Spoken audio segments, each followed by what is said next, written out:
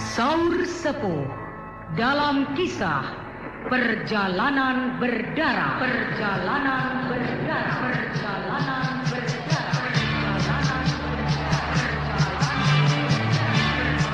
Dipersembahkan atas kerjasama PT Kalbe Farma, produsen Prokol, obat flu andalan, dan Harafana Record.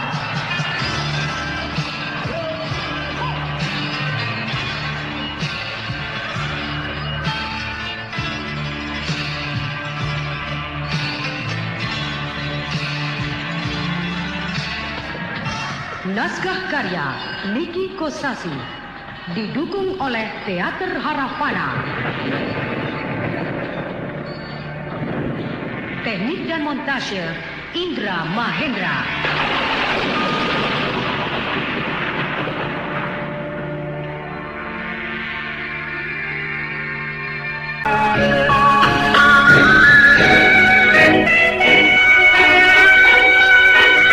Brahma dan Gotama merasa bangga karena gagasan untuk mempersatukan 6 kerajaan adalah buah pikiran mereka. Namun Brahma menjadi terkejut manakala Raden Samba memeluk dan menangis terseduh-seduh. Brahma cepat tanggap, lalu dibawanya Raden Samba ke tempat yang sunyi.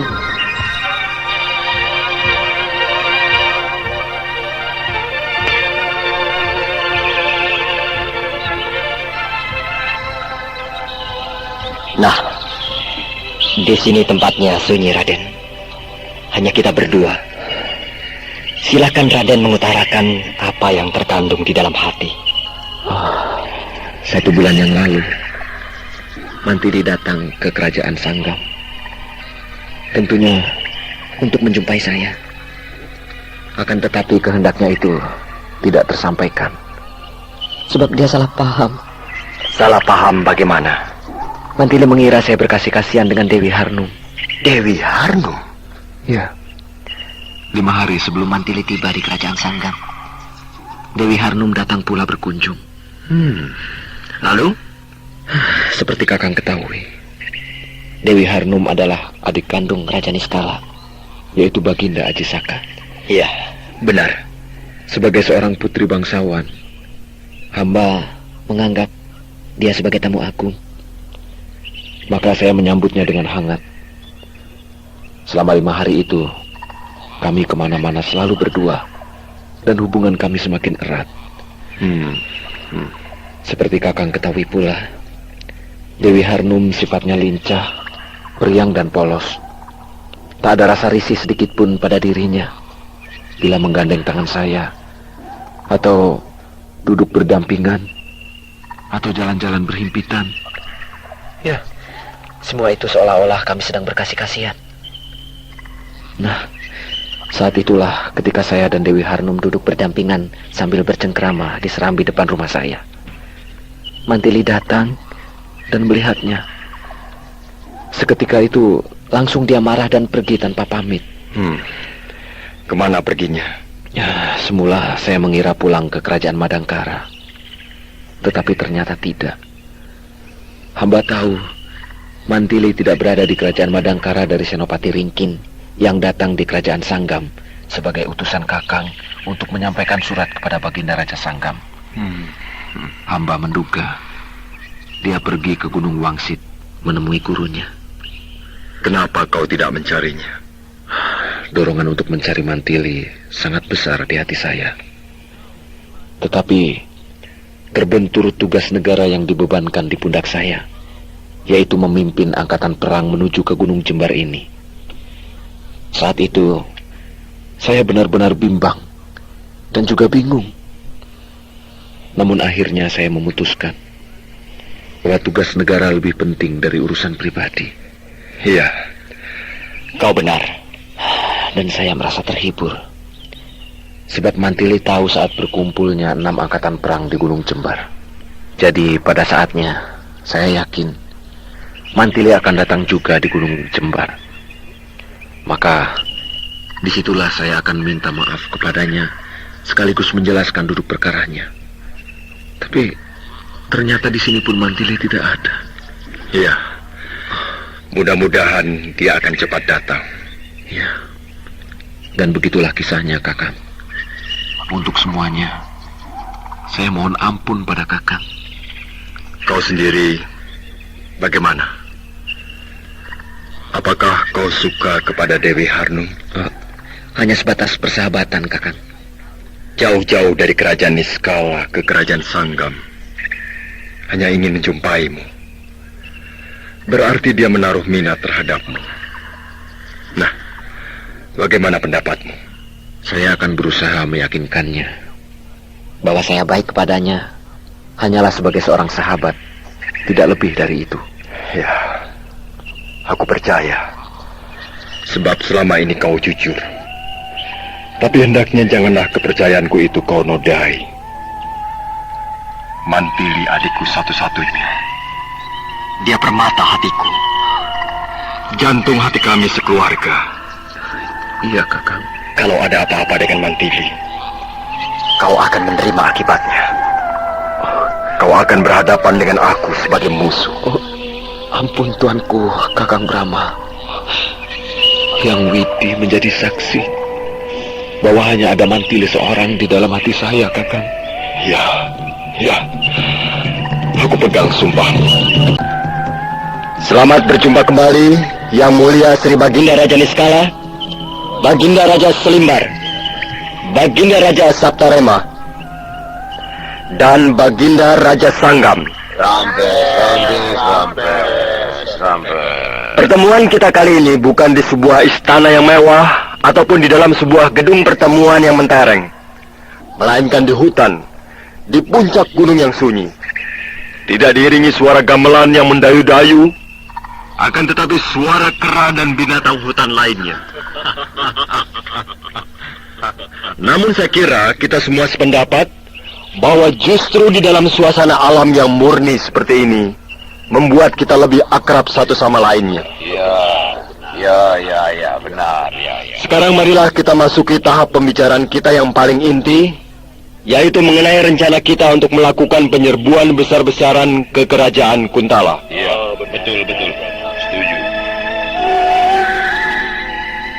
Di dalam peta ini, jelas sekali nampak Gunung Jembar dan pusat kerajaan Kuntala.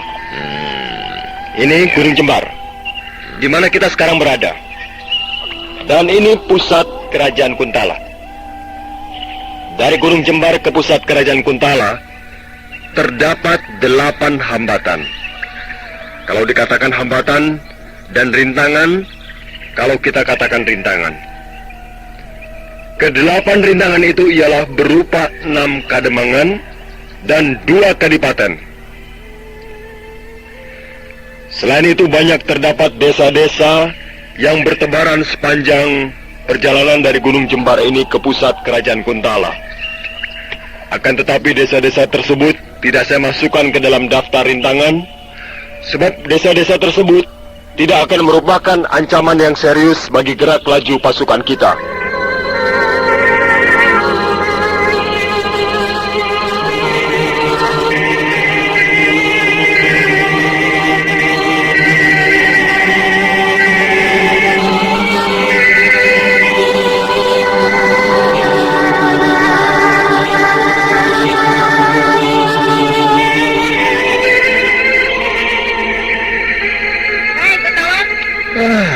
Dewi Harnum. Kok tidak ikut pertemuan di kemah utama? Pertemuan itu khusus raja-raja. Selain itu, tidak diperkenankan masuk. Kotawa, Raden Samba kenapa murung terus ya? Sikapnya padaku juga agak dingin. Mungkin bertengkar dengan Mantili. Oh iya, Mantili mana ya? Kok tidak datang di Gunung Jembar ini?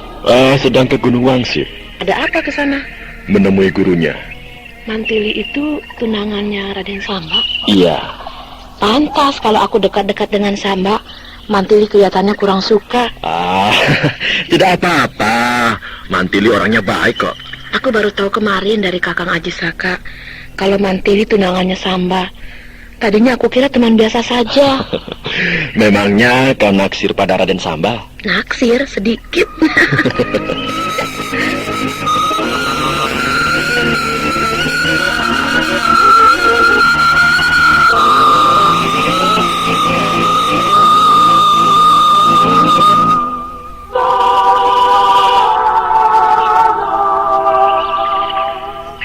Saya kira pertemuan kita ini sudah cukup, sebab kata sepakat sudah dicapai, yaitu lusa pagi seluruh angkatan perang gabungan 6 kerajaan sekutu serentak bergerak menuju ke pusat kerajaan Kuntala.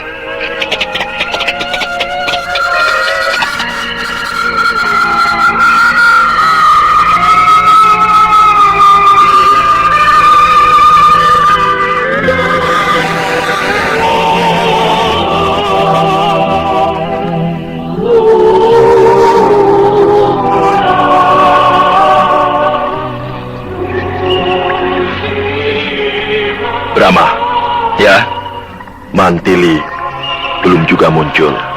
Raden Samba bagaimana? Semakin gelisah.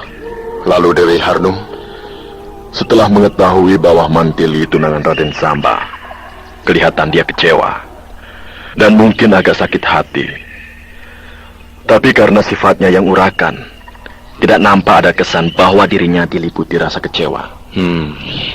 Padahal besok kita semuanya sudah bergerak meninggalkan Gunung Jembar ini. Tapi Mantili belum juga muncul. Mungkin dia langsung terjun di dalam medan pertempuran. Dari Gunung Wangsit dia langsung menuju ke kancah perang pertama. Iya, sebab kalau tidak, kasihan Raden Samba. Perhatiannya di dalam menghadapi perang besar ini tidak akan utuh, sebab pikirannya terganggu oleh ingatannya kepada Mantili.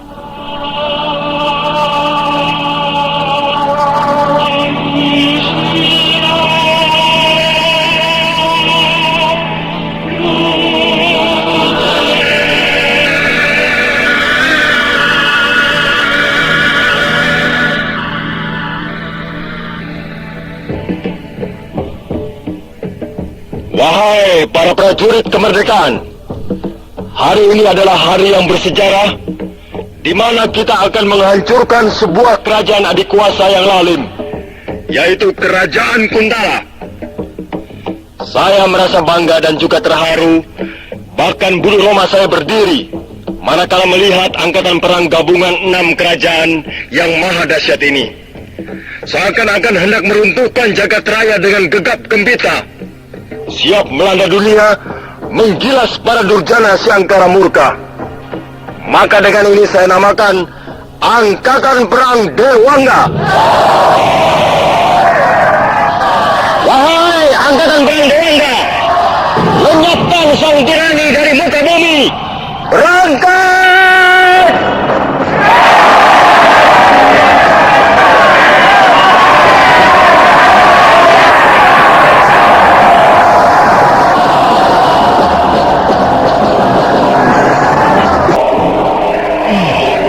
Rasanya aku seperti bermimpi.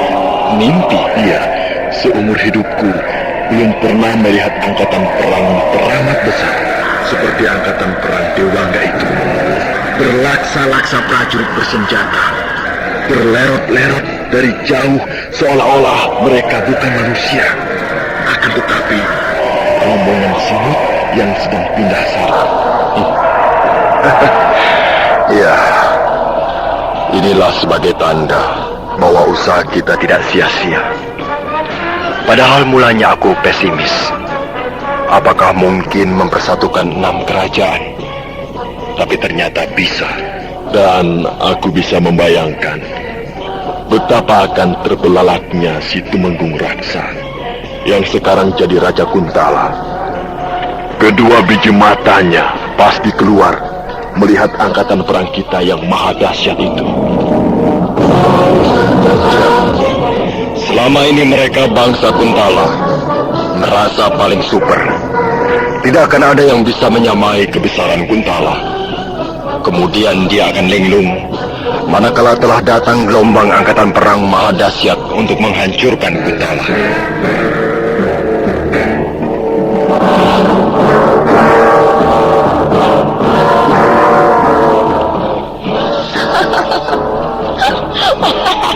Ada apa, Harnum? Tertawa-tawa sendiri? Geli. Geli karena apa? Kampung-kampung yang kita lewati, semua penduduknya kabur, lari terbirit-birit. Dikiranya kita angkatan perang hantu. Oh, ya. Biarkan mereka. Rakyat jangan diganggu. Nanti juga mereka akan tahu siapa kita dan apa tujuan kita. Iya. Tuanku Brahma, kok diam saja? Loh, aku kan sedang mendengarkan kamu bicara. Marah ya pada saya? Loh, kok marah? Saya suka mendekati Raden Samba dan menggodanya. Padahal Raden Samba tunangan Mantili adik tuanku. Kau ini polos sekali, Harnum. Raden Samba bukan anak kecil, bukan? Dia pasti tahu yang mana teman dan yang mana tunangan. Ya, terima kasih tuanku. Kok terima kasih? Terima kasih tidak marah pada saya. Saya di sini saja. Loh, kau harus berada di dekat kakakmu, Baginda Aji Saka, mengatur barisannya. Kakang Aji Saka galak. Kalau tuanku Brahma lembut dan sabar.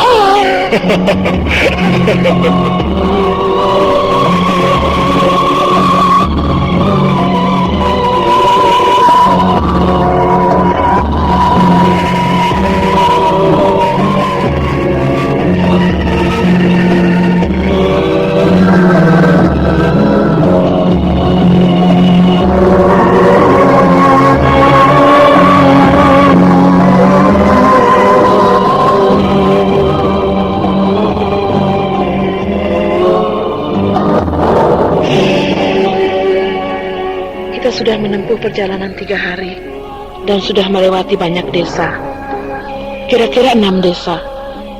Kita tidak pernah ketemu musuh, paling-paling penduduk desa. Begitupun penduduk desa itu sudah kabur. Kalau tidak berderet di pinggir jalan, duduk bersimpuh di tanah sebagai tanda takluk pada kita. Kapan kita akan perang? Nanti di Kademangan Lungse kita pasti perang dengan pasukan Kademangan. Kapan kita sampai di Kademangan Lungse itu? Besok. Bagus.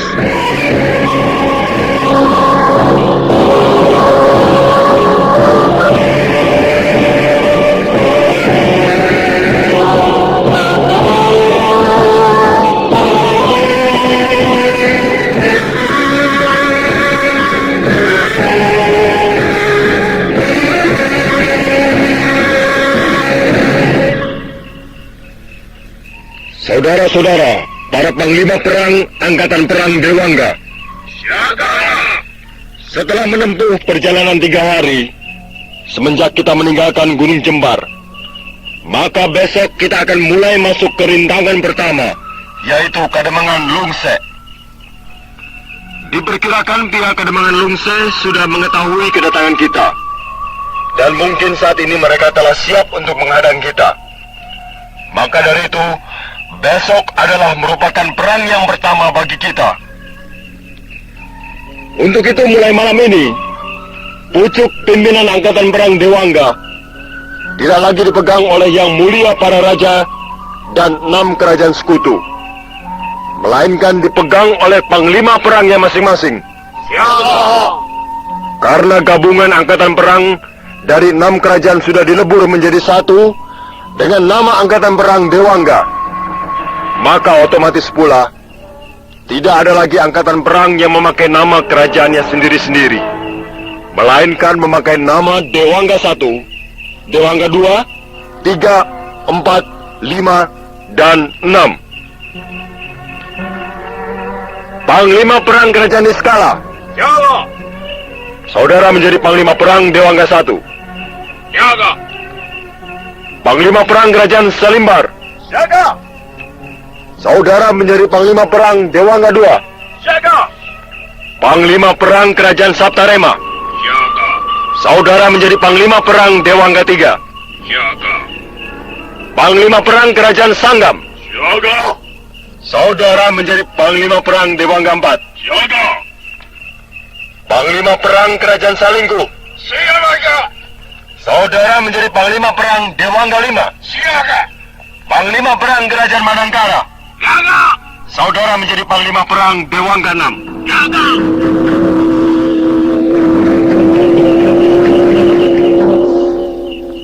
Pucuk pimpinan tertinggi Angkatan Perang Dewangga adalah saya.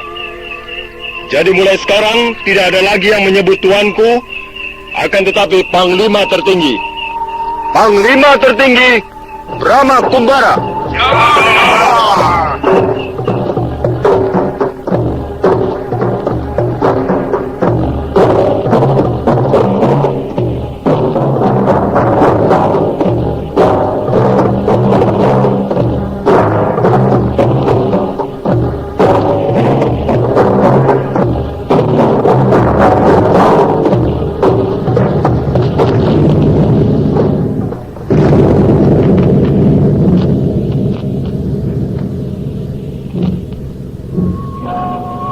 Itulah kedemangan Lungse. Sudah nampak di depan mata kita. Panglima Dewangga 1. Siapa? Bawalah pasukanmu. Pasukan perang Dewangga 1 masuk ke kedemangan Lungse. Siapa? Pasukan Dewangga 2, 3, 4, 5 dan 6 menunggu di sini. Siapa? Sewaktu-waktu siap dikirim untuk membantu pasukan Dewangga 1 bila keadaan membutuhkan bantuan. Siapa? Pasukan Dewangga 1, hancurkan kedemangan Lungse, gempur!